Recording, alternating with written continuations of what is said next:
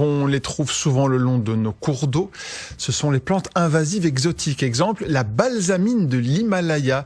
Derrière ce joli nom se cache une plante ornementale qui est très envahissante sur les berges des rivières. Le contrat de Rivière Seine s'active pour la faire disparaître. Reportage, Marc de Moustier à Ytre.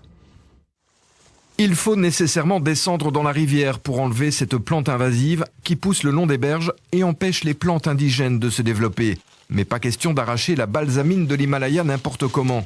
On sectionne la balsamine pour la séparer de son système racinaire, en évitant un maximum de casser la berge. Elle mesure parfois plus de 2 mètres et fleurit essentiellement l'été. Une fois enlevée de la berge, elle est ensuite réduite au maximum. On la casse en plusieurs morceaux pour éviter qu'elle reprenne quand même, parce qu'elle a quand même des capacités de régénération. Avec son sécateur, Yanis s'assure aussi que la plante ne pourra à nouveau pousser en séparant les fleurs et les gousses de la tige. Les gousses comme celle-ci sont prêtes à exploser en fait. Et il y a toujours un risque si on la laisse accrocher à la plante qu'elle se serve du peu d'énergie qui lui reste pour faire maturer ses gousses et donc répandre des graines dans l'environnement. S'il est important de la traiter, c'est pour éviter l'érosion des berges en cas de fortes pluies ou d'inondations.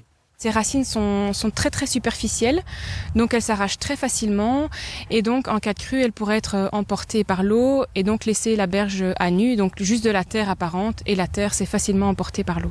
La balsamine de l'Himalaya représente aussi une menace pour la biodiversité. Certains insectes ne viendraient butiner que cette fleur-là exclusivement. Et donc la question se pose de savoir si ces insectes vont aller butiner encore les plantes extérieures au cours d'eau. Une gestion de la balsamine qui dure en moyenne 4 ans. Le travail est loin d'être terminé. Après la Sénette, cette plante invasive sera aussi enlevée le long de la Seine, de Soignies jusqu'à Tubize.